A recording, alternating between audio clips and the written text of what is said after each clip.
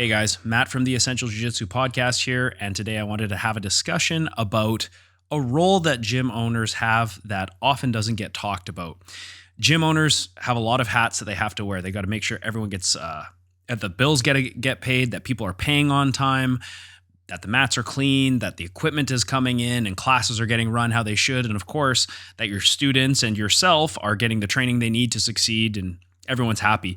But one thing we don't talk about is a role that gym owners have where they're basically like a filter as to who comes through the door. I look at my group of students as kind of like my flock of sheep, and I am their shepherd. While they're in my roof, it's my responsibility to make sure that everyone's having a good time, they're getting what they want out of training, that they're safe, and that the learning environment is a positive, beneficial thing for everyone. And this ecosystem that is every academy can be greatly affected if the wrong person walks through the door, okay? And it's really important to understand that this is one of the roles of a gym owner or a head instructor is as people come in through the door, you are kind of the filter. You are like a bouncer outside of a club.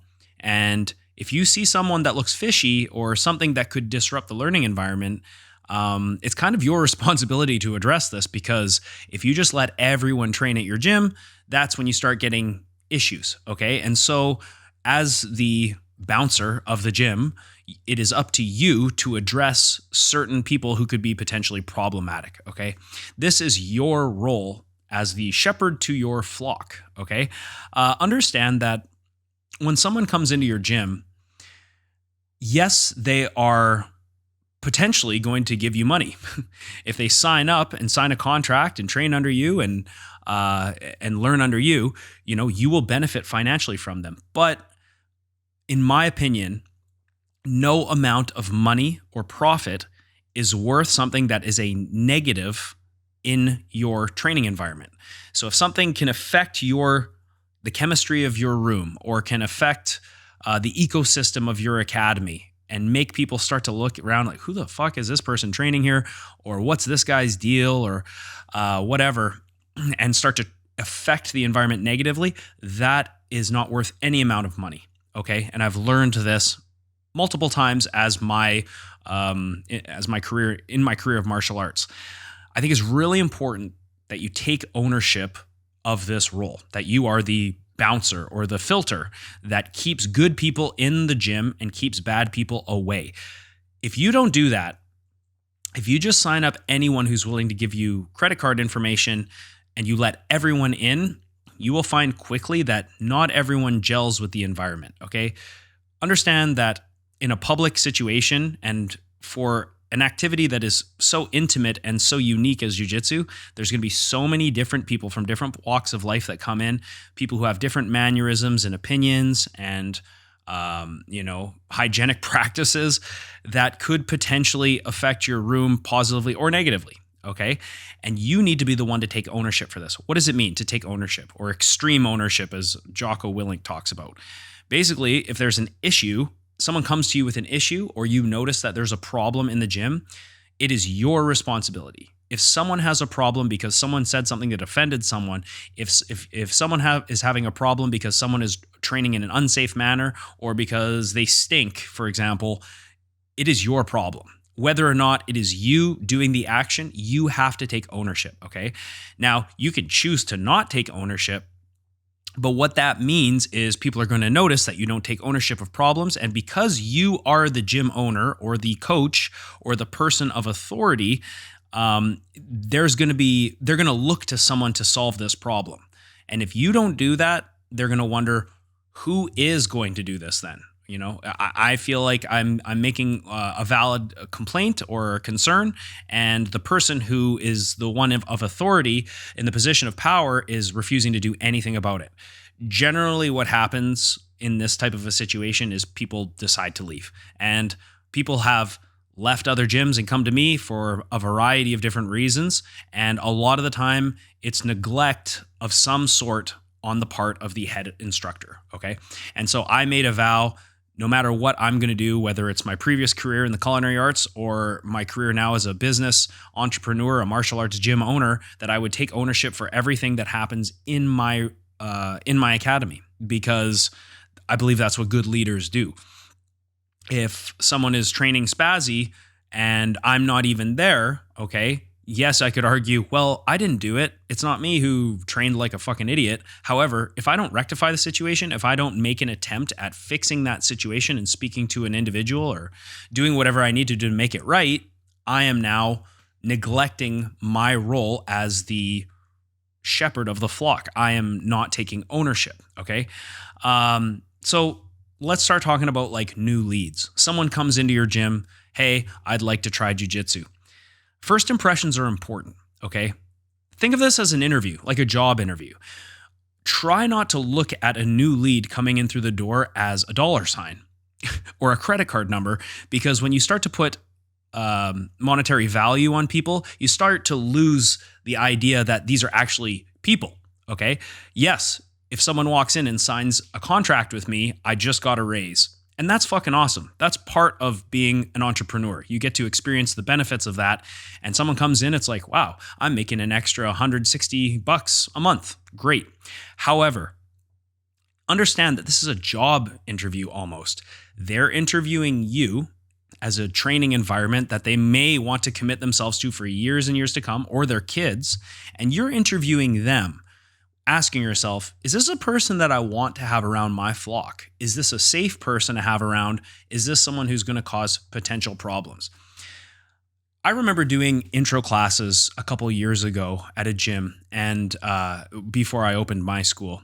And I remember the guy telling me about this, the gym owner, and he said, hey, if someone comes in, you have every right to tell them, this maybe isn't the place for you to train.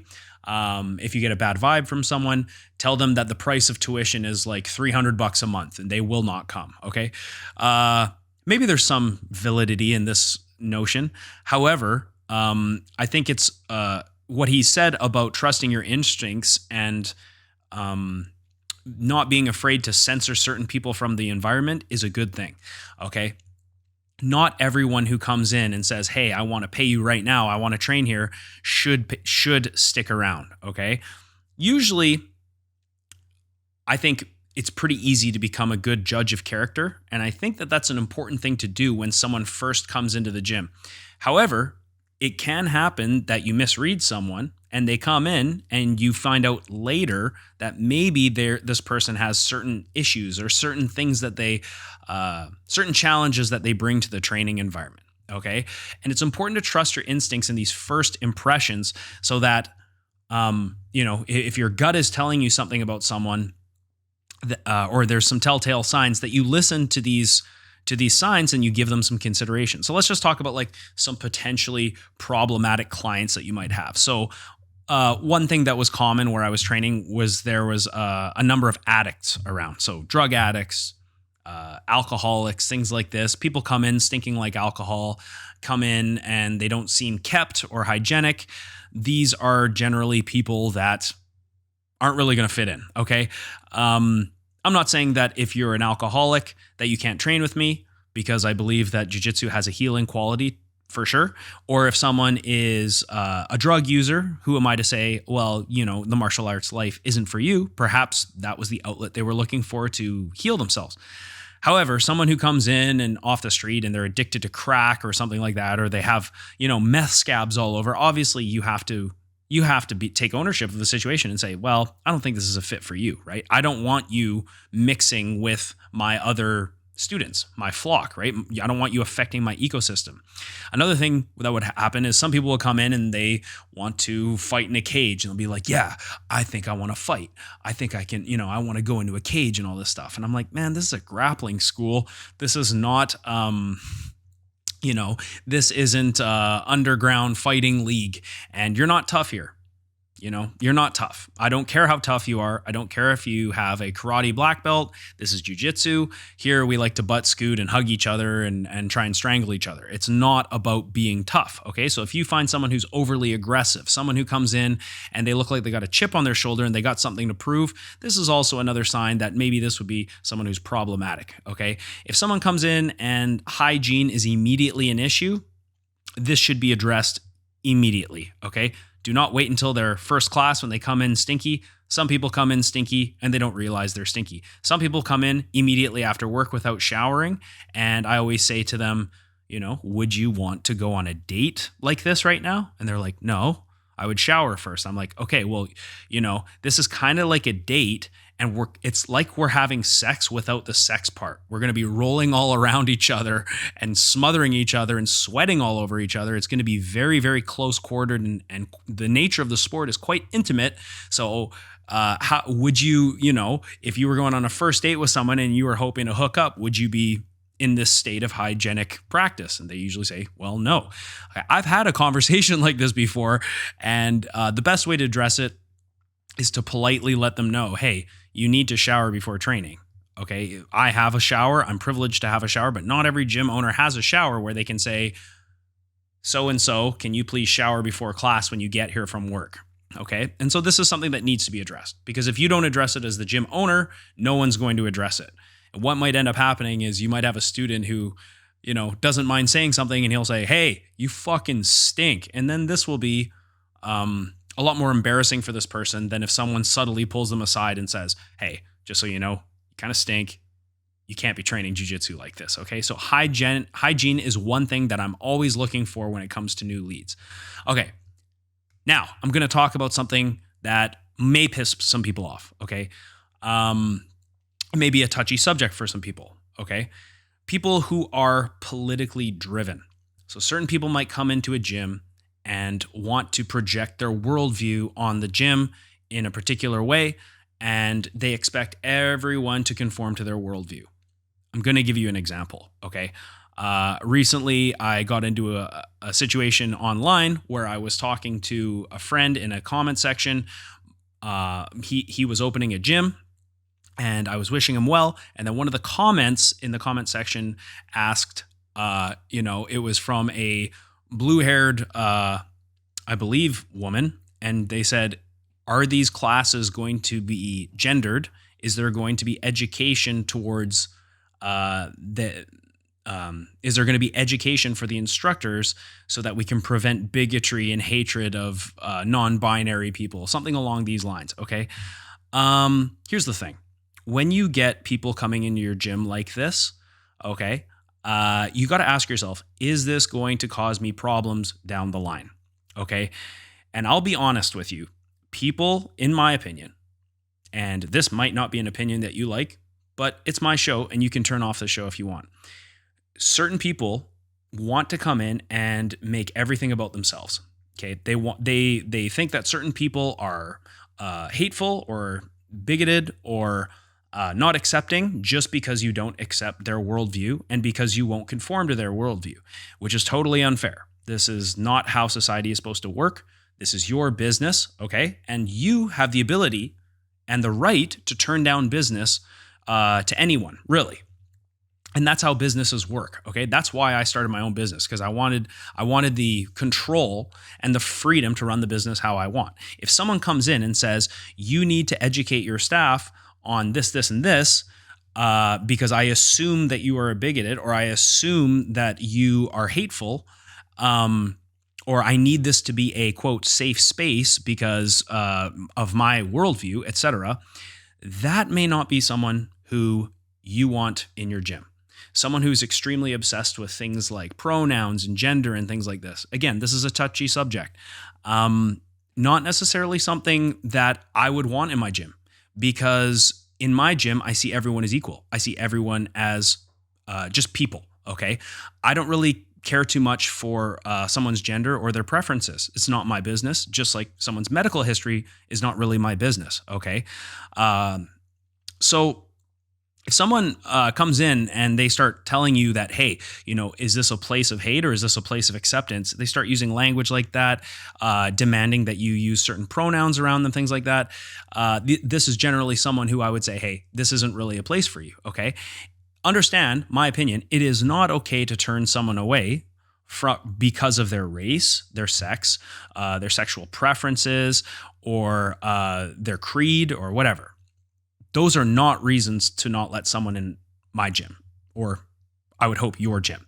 But the behavior of the individual, where maybe they're looking to make trouble, maybe they're not gelling with some of the other members, maybe they're trying to push their political views on you, or they're just too loud about certain things, it's probably pretty safe that you don't want to have these types of people in your gym, okay?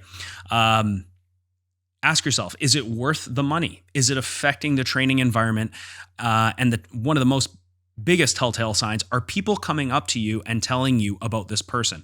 I've had individuals come in, like I've discussed, and I had multiple people come up to me and say, what's the deal with this person? They're making it awkward. They're making it weird. It's strange for the training environment. When you have multiple people telling you these things, you have to act as the owner. If you do not take ownership of this situation, people will recognize that, and you will be looked at as someone who neglects a potential issue. Also understand that it can take time to identify certain people as problematic. So someone might join, they seem normal, okay, and then they start to roll, they get a couple classes under their belt, and then all of a sudden they're rolling extremely spazzy or unsafe, okay? And you have to have a conversation with this person. Hey, you cannot train like this. It's not about winning. Put your ego aside. It's about learning, et cetera, et cetera, et cetera. Someone who comes in with a staph infection or a skin infection, do they understand that they have an infection? Or are they coming in and they're intentionally hiding it, which is a huge no-no, right? So it may take time to sort of weed out certain people. So even after you have a new lead come in and sign a membership, it's important to keep an eye on them for at least the next 3 or 4 months. Make sure you're monitoring their progress, monitoring how they interact with other people. Like I said, are they pushing any kind of ideologies that are inappropriate for the training environment? Are they making people feel uncomfortable? This is your job as the gym owner to recognize and to rectify if there's a situation that needs it. Also ask yourself in these situations, is this someone who can change? Okay, if someone is overly aggressive and you've given them multiple chances, okay, I always give multiple chances. But let's say this someone is so aggressive, they cannot help themselves. They're just a liability in the training room. And you have tried to tell them that and they continue to be dangerous, I would recommend telling them to train somewhere else, okay? There is no price that is worth putting your students at risk for someone who is unnecessarily dangerous to train with, okay? If someone is stinky, they come in and they smell, and you tell them, hey, you need to shower before training, and they start showering before training, and the problem is solved, perfect. That's great, okay? Someone who comes in and they roll really, really hard with the ladies, or they roll really, really hard with people who are smaller than them, and you give them multiple warnings and they don't listen. It's not a bad thing to say, hey, you got to go train somewhere else. Okay. Just remember that how you address these situations directly reflects your business and your worth as a leader. And also it also reflects your ability to address these sort of uncomfortable situations, okay? If you don't have these conversations with people when they're needed, no one else will. And all that's going to happen is people are going to take notice of that, and they're either going to talk shit about you behind your back, or they're going to go train somewhere else. When really what we want them to say is, hey, I remember Matt took care of that problem when I told him, and I really respect him for having that conversation when it really mattered. That's what you want to hear. And so an uncomfortable conversation today is way better than a really uncomfortable situation months from now. Okay, don't let these types of people fester in your gym. Make sure that you are tending to your flock. Okay, weed your garden. I would say address the situation head on. Okay, don't beat around the bush. Rip off the Band-Aid. If something requires a conversation, you got to pull this person aside. You got to say something immediately. Get it done, okay? Give at least one chance or multiple chances if the situation, deserves it, and address the situation head on like a leader should. Like I said, if you ignore the complaints, it just is a reflection upon you as a leader and your ability to handle uncomfortable situations. Remember, and this is my philosophy with who I let in my gym. Everyone can try. Everyone is welcome at my gym, but not everyone can stay. Okay.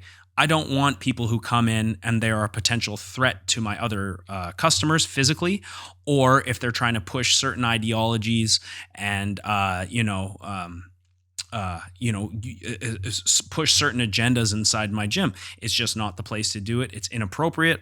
And, personally, I like to have a gym where I treat everyone the same. I don't treat anyone special because they identify as something, whatever they want to be. That's none of my business and it's none of my concern. You're all students in my gym. You're all people, in my opinion. And that's the way that generally people like things. Okay.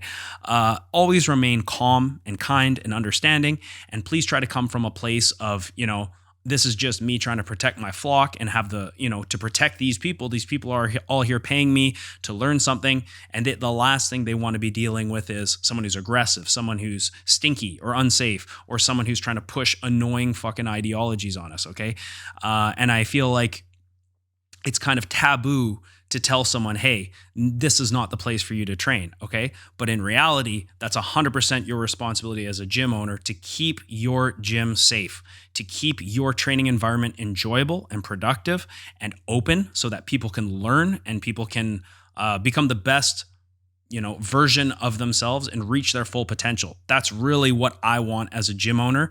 And a lot of that has to do with who comes in the door and who participates in the activity, okay?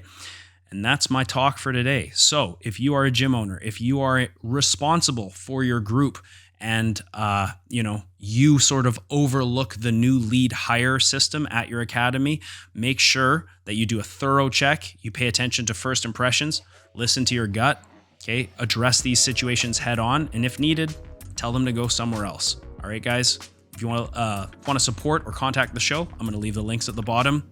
Catch you next time.